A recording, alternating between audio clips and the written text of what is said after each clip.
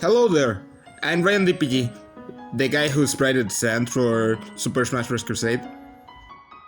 Woo! You guys don't know how much I've been waiting to be able to say that.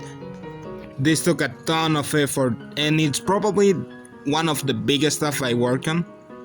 And this wouldn't have been possible without the Crusade team, of course. More specifically, Jumper Electric did this phenomenal render.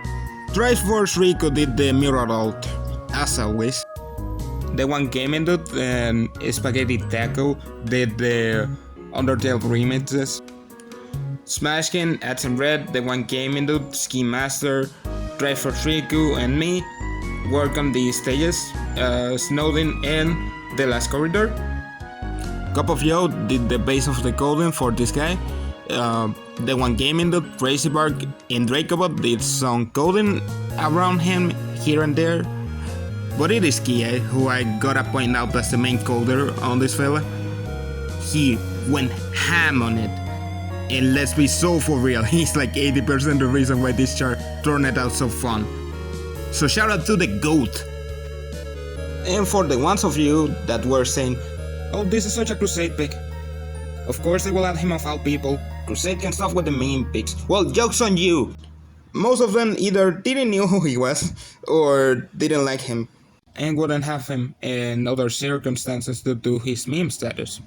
I just managed to convince them to have him because they like how I sprayed at him. So I gave him my all to do him with the respect he deserves, only for him to get delayed and delayed and delayed for complications back in the rest of the update. Killing slowly all the hype, momentum and praise better than sand. All of it being replaced by pleas and jokes of how he will never come out. Well, I can do nothing about it, despite having completed this guy and his content months ago.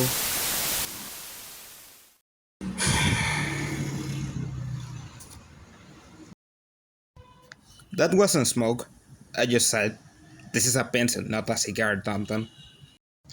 But anyways, let's start with this, shall we?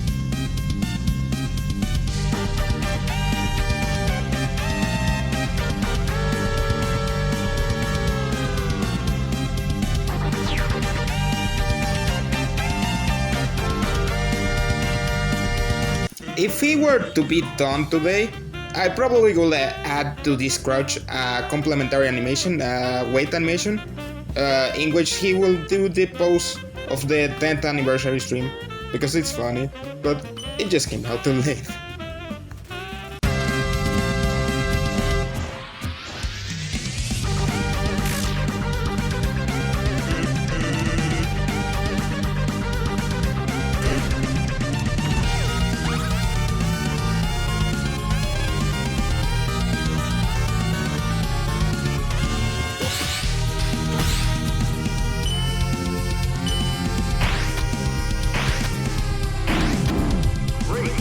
This is not really based on anything specific, it's just something he does for a lot of mobs in the fight, but here is on a smaller scale.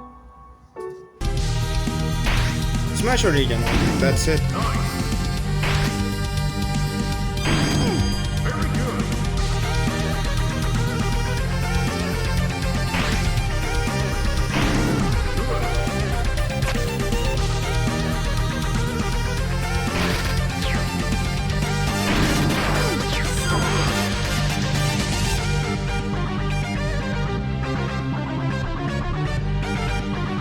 Most people think this is directly the Felicia Fan dash attack, but I feel that's a misconception on how Felicia Fan intended his to be. Well, yeah, I based on it for the pose specifically, and it was closer to it in the past, until I was told to make it more readable, so it got to the pose he has now. But yeah, the Felicia Fan one is a drop kick. The bones under him are supposed to propel him a bit, not like move him forward, you know? To make the example, this is a traversal dash attack, this is a drop kick. See the difference? And also, for another fun fact, this move was supposed to be down B. It was supposed to work like Rivals of Aether Shovel Knight Crank, where if you got over it, you could control it forward or back around the stage, and the enemy could destroy it or get over the platform themselves, you know? But in the end, it was way too hard to code, and it didn't like give much to the kit he has. And I found a better one eventually, so it's a win-win.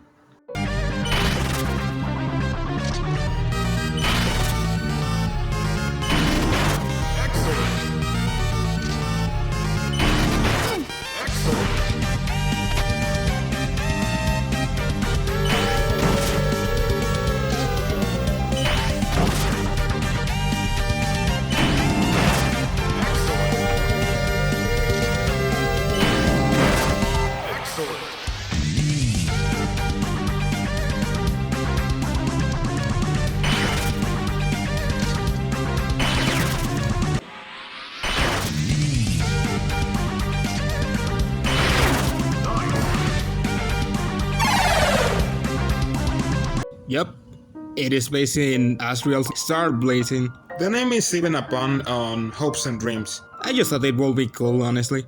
But hey, wasn't I right? Also, yeah, he gets tired after every smash attack, so count that as a reference to how he gets tired in the fight after using the big moves. And that he's just lazy and out of shape.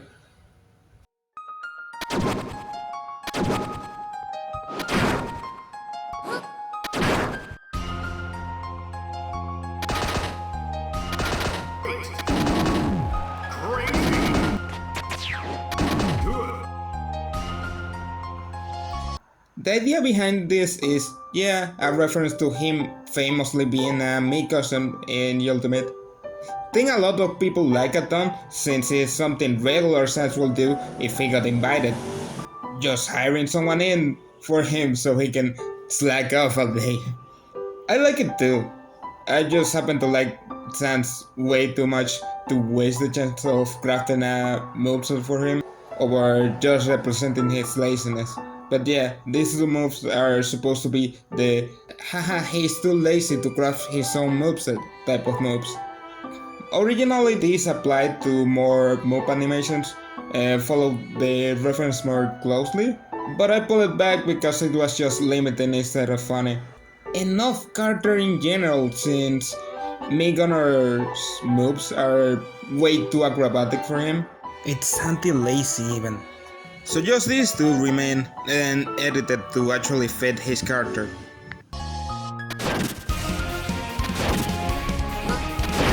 Sans' forward air is Calcaneus Clash, a more powerful aerial option that will have Sans cross his arms. I'll before something a pair of large bones that will jut out and launch nearby foes with solid force.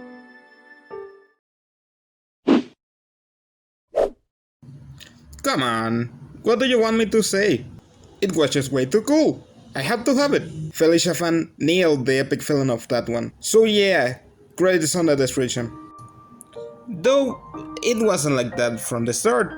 I had to go through a couple versions that none really stick before finding the holy grail that was the Felicia Fan one.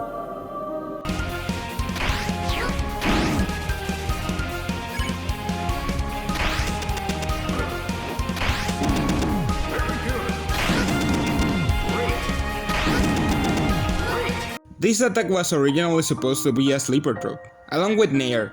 I just got convinced by Sky to change it to something bone related.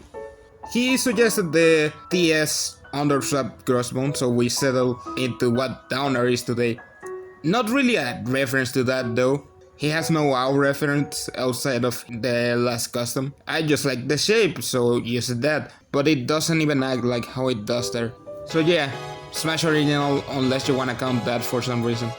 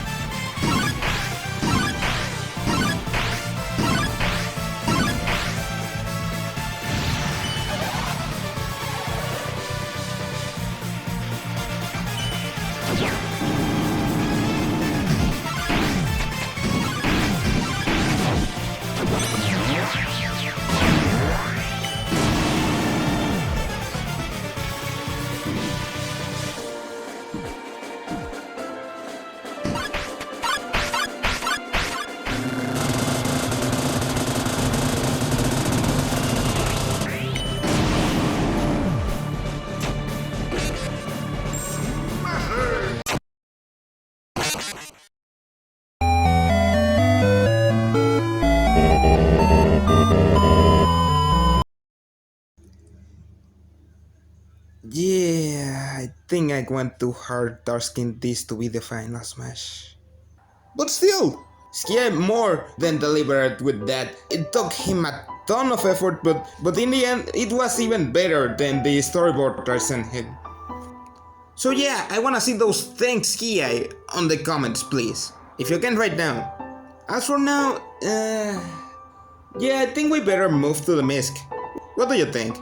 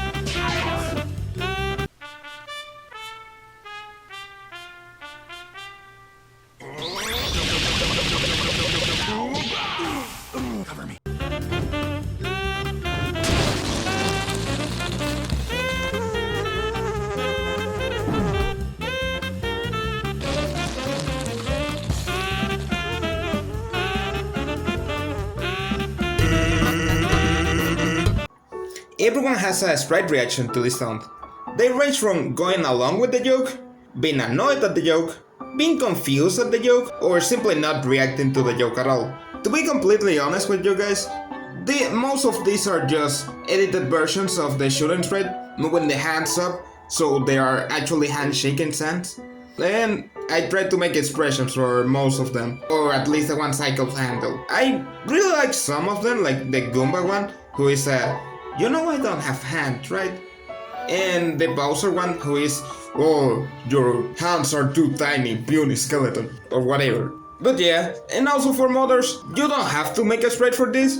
It will by default just call the shooting sprite, so you don't have to worry about that. Unless you actually wanna make one for them, which I will appreciate, but yeah. This was originally supposed to be just a second weight, but the people just liked it way too much and wanted to input it at any point of the match, so it got upgraded to the taunt status. Skia was the one with the idea to give it the goofy sounds. I know he's already one of the characters with the most taunts on the game, but if I call that another, it will be definitely the dance he does on Deltarune.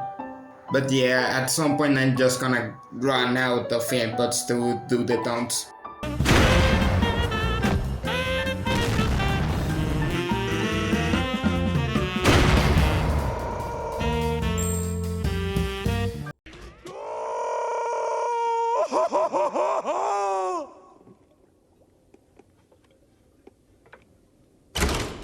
Whoever's the owner of the white sedan, you left your lights on.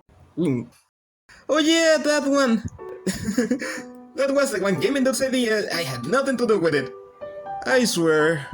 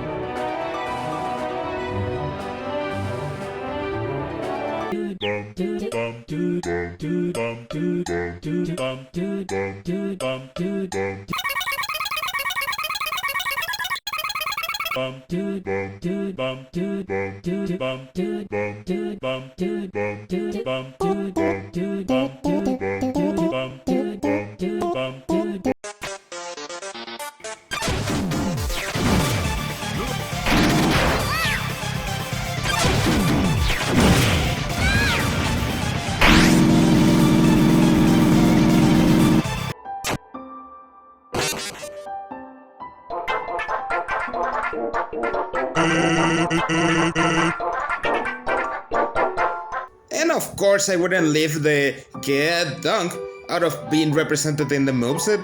I mean, come on, what am I? A purist? Pfft. But yeah, this has obviously been done to death, and rightly so. I mean, it's just hilarious. I got the idea to do it this way from an animation another developer did for personal stuff, Dr. Duxus. So yeah, I asked for permission for it, and it got in. And I might probably inspired a bit on the Felicia fan move. Don't kill me, don't kill me, don't kill me. This time wasn't intentional. I just kinda had it in my head, the idea of the basket made of bones, and I sorta went with something similar to what he did. In this case is the spine and the ribs, because I like correct anatomy. Yeah. You know, I guess I had it in my head when I was doing it, and I thought it was original to me. I'm sorry. But yeah, this is the last inspiration on the Felicia fan moveset. I swear. But yeah, the credits are on the description. We settled with a couple of ways to make it a secret move. On the start, I wanted it to be the Gates of Hell input that Kazuya has on the Ultimate and Tekken, but it was just way too hard. So then Joe came with the idea of making a tactical teabag. This basically crouch, crouch, crouch, crouch, and then grab will perform the move. But that wasn't reliable either, so in the end we settled with the typical grab plus special, and now you can do stuff like this. Got his ass. Got his ass. Yeah. Oh, wait! Yeah. Isn't that great? And with that we got everything on Sans itself. Now we're gonna go through the stages. And for the first stage of the night, I'm happy to present you guys with Snowden, home of the cold, town of the snow, bastion of peace. Yeah, we tried to go with a really cozy vibe for this stage. The music is easygoing, everyone is in the background doing something, the snow is falling from the sky. You know, it's like peaceful all around. The layout itself is pretty straightforward. It's basically like Gerudo Valley but without the wall cuts and without the symmetrical ground. There's like two main grounds and a bridge on the middle which you can pass over and connects both main grounds which you can break to make a gap in the stage and will duplicate the amount of ledges you can use. It will regenerate as time passes, so don't worry.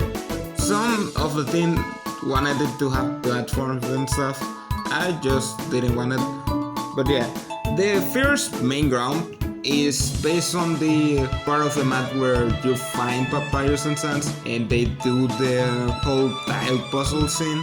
The bridge itself is based on the scene where Papyrus gets tired of everything and just gets all the weapons pointed at you, just to scrap that idea immediately after, just because it is too easy for him.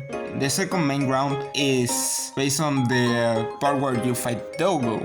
There's Dogo post there, but it's also on the part where you can find the broken snow dogs. The background itself is based on these three parts of the town, but squished together and eliminating everything in between. But yeah, as for the cameos, we have the Great Papyrus.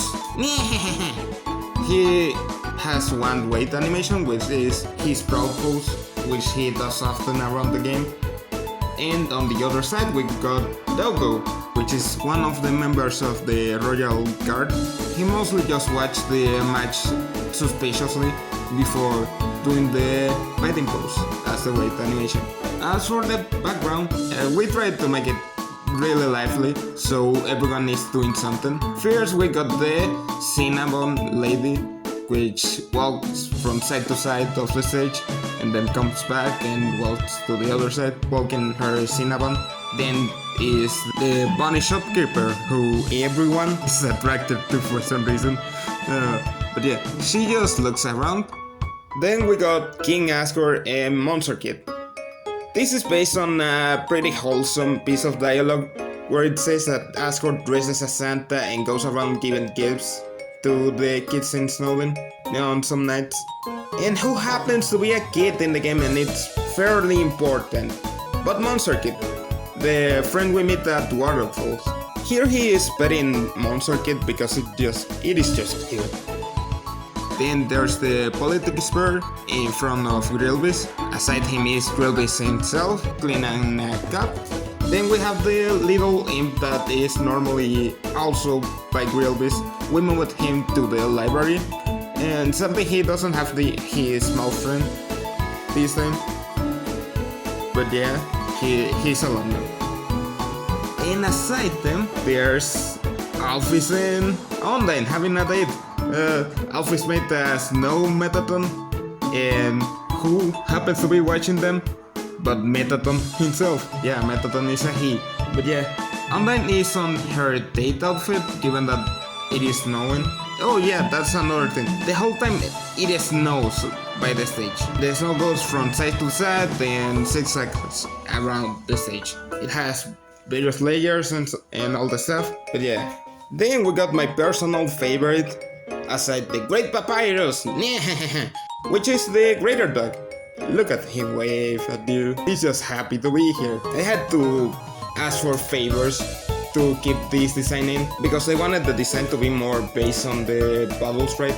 But I thought to keep the design based on the overworld sprite, because it is just cute, and it was worth it. Look at this guy. Look at him go. And aside him is the annoying dog.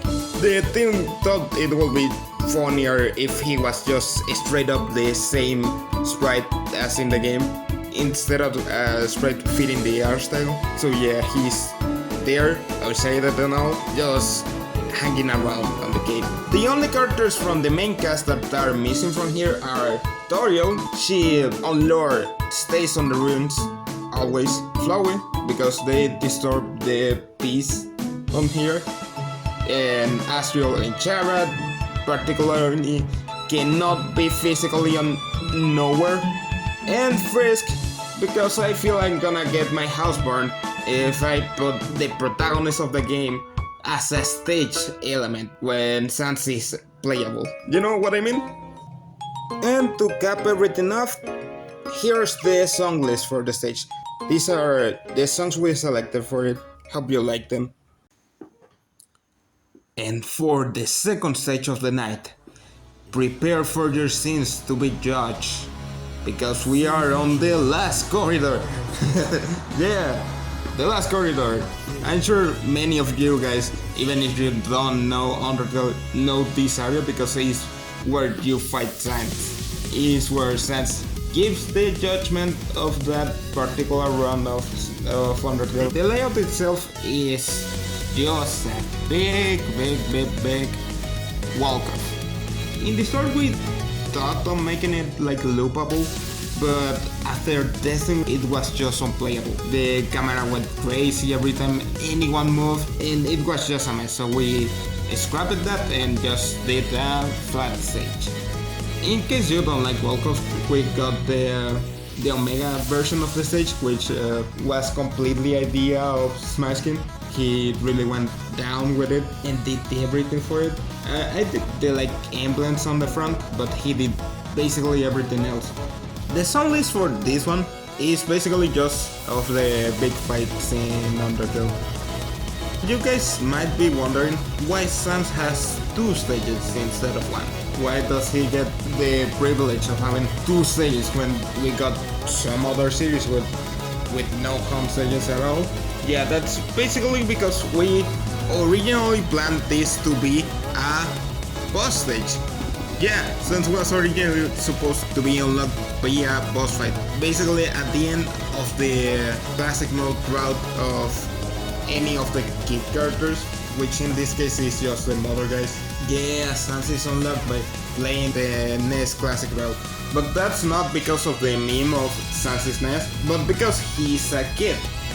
And the 7 human souls on the game are kids. The kids are supposed to represent Frisk or the other souls. But yeah, at the end of the classic mode route, you were supposed to fight that boss version of Sans, which in the end we ended up never doing. It just kept pushing down the priority list until we eventually just forgot about it and decided, oh, now that we have this stage, we might as well use it. And that's basically it with the stages. Now we're gonna go with the customs. Oh dang, we already reached the half hour. I'm gonna do my best to go quick with the alts. So yeah, here we go. First, this is Papyrus, Sans' brother. Of course it will be here. Then there's Frisk, the protagonist of the game. Then there's Chara, the first human to fall to the underground. Then there's Flowey, basically the main antagonist of the game. Then there's the Bubble Sprite, which is based on the way he looks on bubbles. Then there's Toriel, a good friend of Sans and Queen of the Underground. Then we have Undyne, the captain of the Royal Guard and Papyrus' best friend. Then there's Alphys, the Royal Scientist.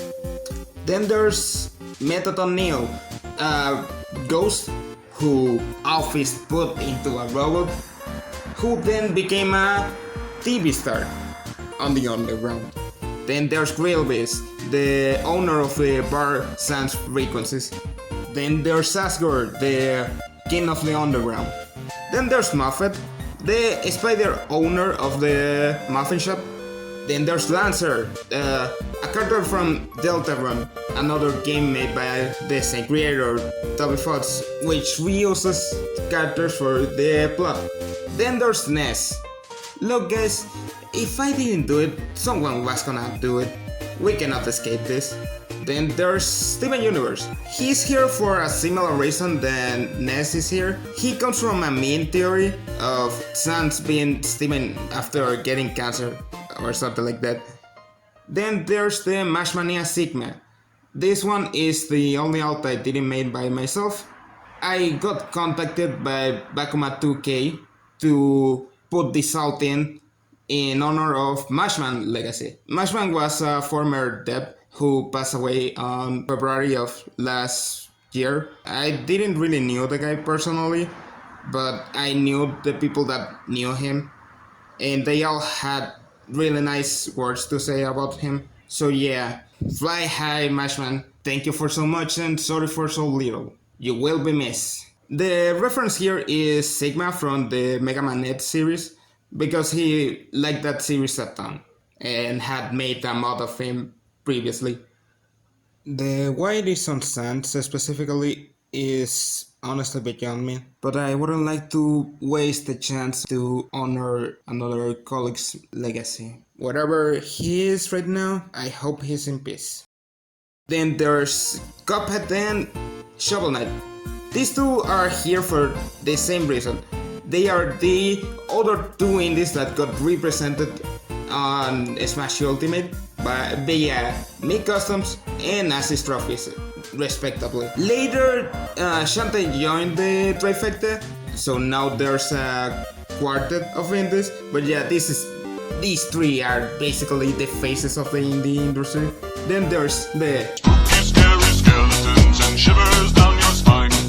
And lastly, the Underfell alt, which is here because I feel it is important to point out how big are the community projects for Undertale and how big they made the whole alternate universe stuff, or house for short. And that's all the customs. Now lastly, to cap it all off, I'm gonna go through a couple quick fun facts. Sans is one of the lightest characters on the game, to represent how in the game he only has one defense point. He was originally supposed to look like this. Skia told me one time that he didn't like the design and that it was just meh. So I felt compelled to redo him from scratch into something people actually like. So yeah, you can partially blame Skia for Sans looking any good. The files of Sans moves are placated with a bunch of funny names instead of the names that are supposed to be there. Basically all of Sans moves have multi-hitting properties to represent the karmic retribution mechanic he has on the original game. Most of Sans moves are full of blind spots, which means that if the enemy gets close enough to you, you basically have no defense at all for yourself. This is to represent how in the fight, the moment he is not in control, he loses it immediately. So maintain your control of both the stage and the enemy. Given that Sans has most of the time the hands on his pockets, the way he holds items is by making them float, or in case it is a longer item, he straps it on his back like an anime protagonist. The hot dogs on his victory animation were originally supposed to stack until they reached the screen, but that generated a bunch of insane performance issues on the result screen, so we had to cut them short. And that's all the time I had, and most of the stuff I wanted to talk about. Thanks to everyone who cared to get to the end of the video and hear me yap for like half an hour about the funny skeleton. Yeah, this wasn't easy at all, and I put a bunch of effort in this video to get it right. Will I ever do a video like this again? Probably not. I mean, you guys just heard my stupid pronunciation and weird accent and all the cars on the background who I cannot erase from the audio. And my audio quality changing every 2 clips. I don't really have the conditions to record all this stuff and everything. But the door isn't really closed. It's just a really narrow opening. But yeah, I tried my best. It's especially hard to do it on another language that isn't your own. Porque sí, yo normalmente hablo español, soy latino. Así que saludos a los latinos. Y gracias por ver el video. Yeah, this video was only on English because most of Crusade's demographic is English speakers. So yeah, I had to adapt. Thank you all for seeing all this, and I'm gonna see you guys on the next one. See ya!